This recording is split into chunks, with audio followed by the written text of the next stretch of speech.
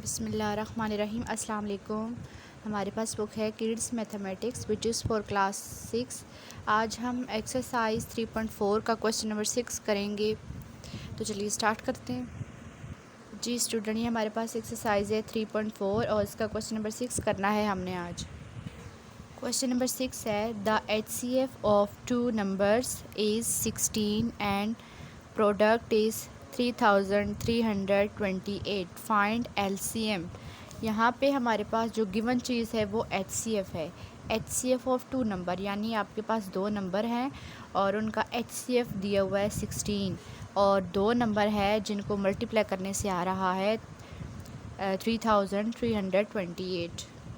ठीक है, यानी कि प्रोडक्ट आपके पास ये है और HCF आपके पास ये है और अब आपने जो चीज़ फाइंड करनी है वो LCM फाइंड करना है। तो उसके लिए हमने इसमें एक फार्मूला यूज़ करना होता है, तो उसको सॉल्व करते हैं।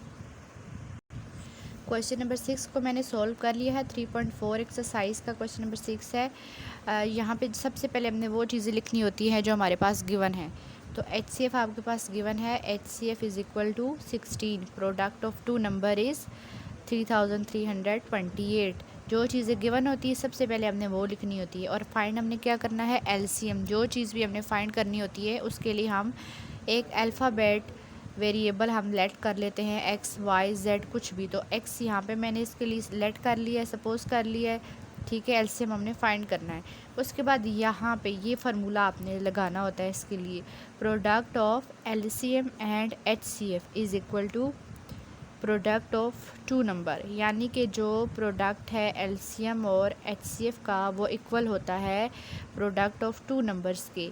ठीक है, अब ये फार्मूला आपने लिखना है और फिर इस फार्मूले के अकॉर्डिंग आपके पास जो जो डेटा गिवन है आपने पुट कर देना है इसके अंदर। प्रोडक्ट ऑफ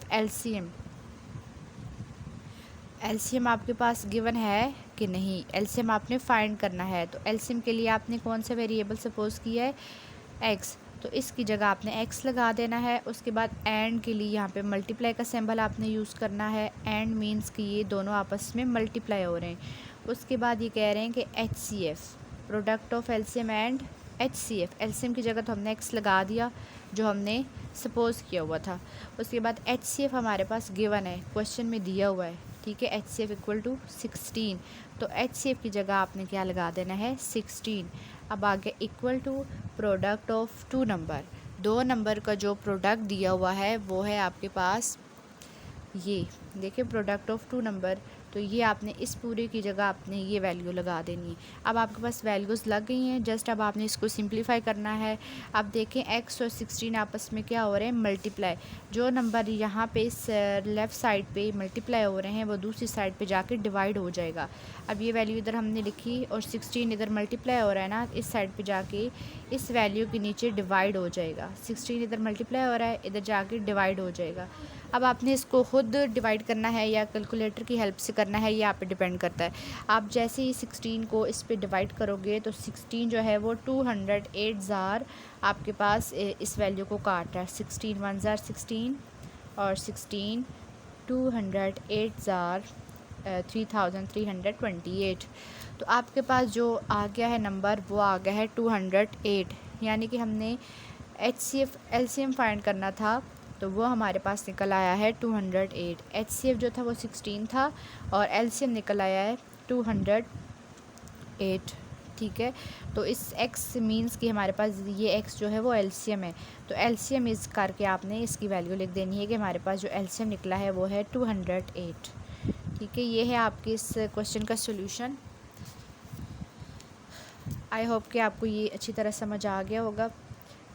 मेरी पिछली वीडियो में मैंने एक्सरसाइज 3.4 जो है वो कंप्लीट क्वेश्चन उसके बताए हुए, तो ये क्वेश्चन बीच में से मिस हो गया था। ठीक है, ये बताना बीच में से मिस हो गया था, तो इसके लिए मैंने फिर अलग से वीडियो बनाई है जस्ट फॉर क्वेश्चन नंबर 6। तो बाकी क्वेश्चन जो है वो 3.4 एक्सरसाइज के नाम से एक और वीडियो है, उसमें सारे क्वेश्चन सॉल्व दिए हुए। ठीक है, thank you so much for watching.